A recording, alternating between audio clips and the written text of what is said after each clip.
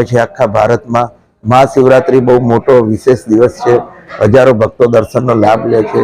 અહીંયા રાત્રે બબ્બે 1-1 વાગ્યાથી બધા ભક્તો દર્શન કરવા આવે છે। અહીંયા રાત્રે 1:30-2 વાગે ભગવાનને દૂધનો પ્રસાદ ચડશે। રાત્રે 4:15 વાગે મહાઆરતી થશે, અખંડ ધૂન થશે, 1.25 લાખ બિલીપત્ર ચડશે ભગવાનને। મંદિરમાં એન્ટર થતા બરિયા બાપજી, મહાકાળીમાં, સાંઈબાબા છે, રામદરબાર, કેવટ પ્રસન્ન, શનિદેવ મહારાજ। હમણાં 20 તારીખે હનુમાનજીની પ્રાણ પ્રતિષ્ઠા થઈ। ગદાધારી હનુમાન દાદા નામ આપવામાં આવ્યું। અહીંયા 12 જ્યોતિર્લિંગ છે, 21 ફૂટ ઊંચું શિવલિંગ છે। અહીંયા 12 જ્યોતિર્લિંગના લોકો દર્શન કરે છે અને ધન્ય પામે છે કે અમે બદ્રીનાથ કેદારનાથ દર્શન કર્યા, ભગવાન એમની મનોકામના પરિપૂર્ણ કરે છે। અહીંયા આવતીકાલે શિવરાત્રી છે। અહીંયા ફૂલોથી શિવલિંગ શણગારવામાં આવશે, 12 જ્યોતિર્લિંગ શણગારવામાં આવશે, ભગવાનનું શિવાલય સજાવવામાં આવશે। અહીંયા જે ભક્તો દર્શન માટે આવશે એમના માટે સૂકી ભાજી છે, ફરાળી કઢી છે, મોરૈયો છે, પ્રસાદની વ્યવસ્થા કરવામાં આવશે।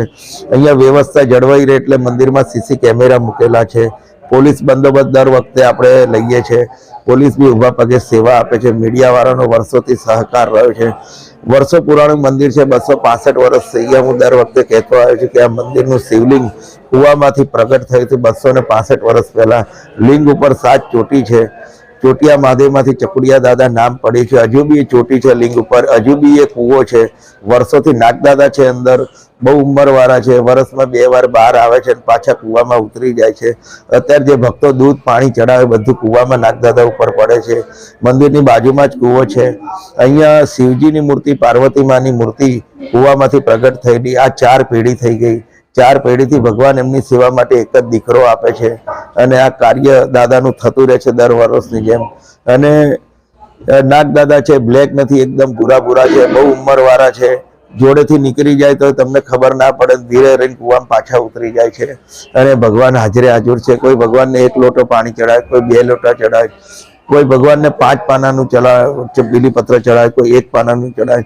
પણ મનની ભાવના, મનની શ્રદ્ધા હોય તો ભગવાન એમની મનોકામના જરૂર પૂરી કરે છે। આ દાદા હાજરે હાજર છે। એમના આશીર્વાદથી આ ગરીબોનું અન્નક્ષેત્ર ચાલે છે।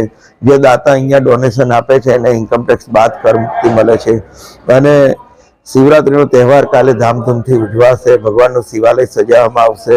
રાતના લગભગ 1:30-2 વાગ્યા સુધી પબ્લિક, કાલ રાતના 1:30-2 વાગ્યા સુધી બધા ભક્તો દર્શનનો લાભ લેશે। શિવરાત્રીના બીજા દિવસે ભગવાનને પાયણા કરીશું, થાર કરીશું અને શિવરાત્રીનું આયોજન આ રીતે કાર્ય થતું રહે આપણે।